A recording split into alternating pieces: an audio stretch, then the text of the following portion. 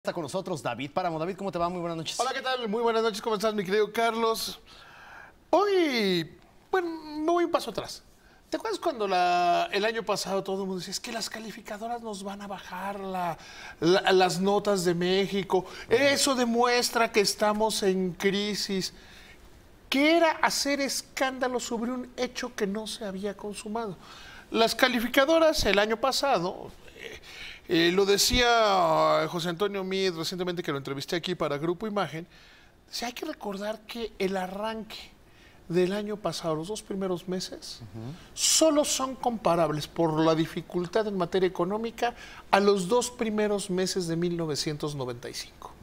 O sea, por las presiones, nos toma en una posición totalmente diferente. Entonces las calificadoras en aquel momento dijeron, vamos a revisar la deuda de México con perspectiva a la baja. Las calificadoras de valores lo que miden es la probabilidad de riesgo de incumplimiento de pago. No la calidad o la no calidad de un gobierno, sino es la probabilidad de pago.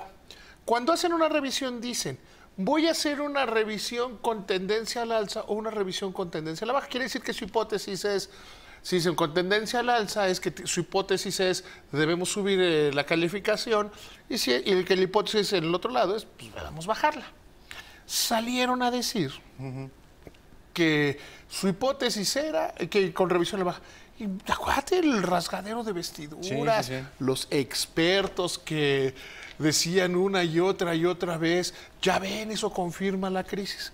La semana pasada, el miércoles de la semana pasada, Standard & Poor's emite su calificación sobre México, dice que se queda estable y que incluso ven que podría aumentar, la siguiente revisión podría aumentar la calificación de la deuda mexicana. Hoy Fitch da a conocer su revisión sobre la deuda y la mantiene también sin cambio. Aquí llama la atención 2 cosas. Uno, que las calificadoras confirmaron que lo que decía el gobierno mexicano era cierto, que estaba la consolidación fiscal, es decir, el ajuste al presupuesto, gastar lo que se tiene, que la economía era, esta palabra tan de moda, resiliente, la economía mexicana que era muy resiliente, las dos incluso usan ese término. Resiliente básicamente es la capacidad, después de un choque externo, es un tema de física que se ha puesto de moda en la economía, es la capacidad, y también en la psicología ya lo usan, es la capacidad de un cuerpo de volver a su estado original después de un choque externo. Yo creo que hay conceptos que deberíamos usar mucho más, como es la antifragilidad. Parezco Rodrigo Pacheco, ¿verdad?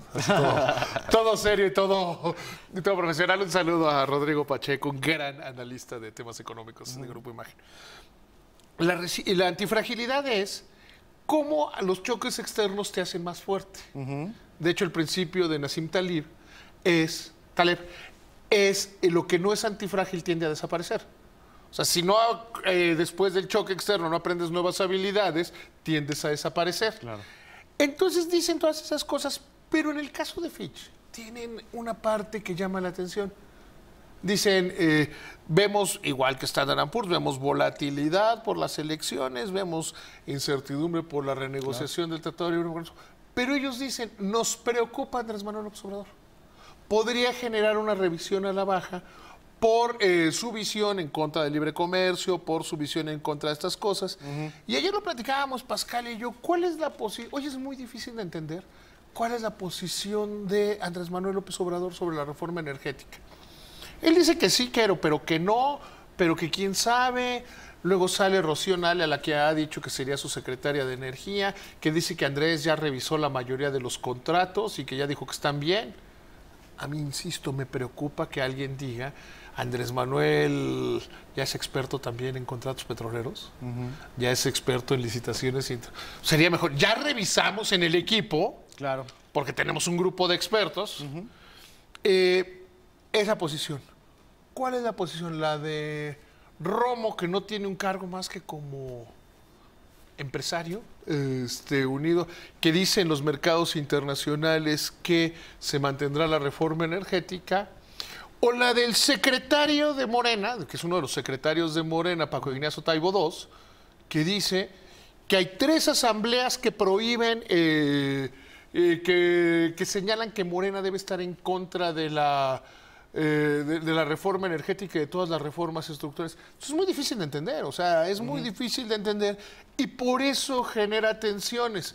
Si tratas de ponerle quién tiene más valor dentro de Morena, Romo, que es representante, no es miembro de Morena, sino es representante nombrado por Andrés Manuel López Obrador, o Paco Ignacio Taibo II, quien es secretario de Cultura, pero es secretario de Morena, ¿eh? O sea, es miembro del CEN de Morena. Entonces, esas son las cosas que generan una gran cantidad de incertidumbre. Por lo demás, ¿tú leíste todas esas novelas de Héctor Velasco Aranzain, todas las de... toda su serie de novela negra? Sí. Yo siempre que pienso en Paco Ignacio Taibo, pienso en lo grande que hizo una buena parte de mis estudios universitarios, porque salía de mi trabajo y me iba a la escuela de periodismo en metro. Y me iba leyendo las novelas de Paco Ignacio Taibo. Entonces le tengo como mucho cariño a esas novelas. Carlos, siempre un placer estar contigo, Igualmente, mi querido David, amigo. que tengas un excelente fin de semana. Gracias. Igual.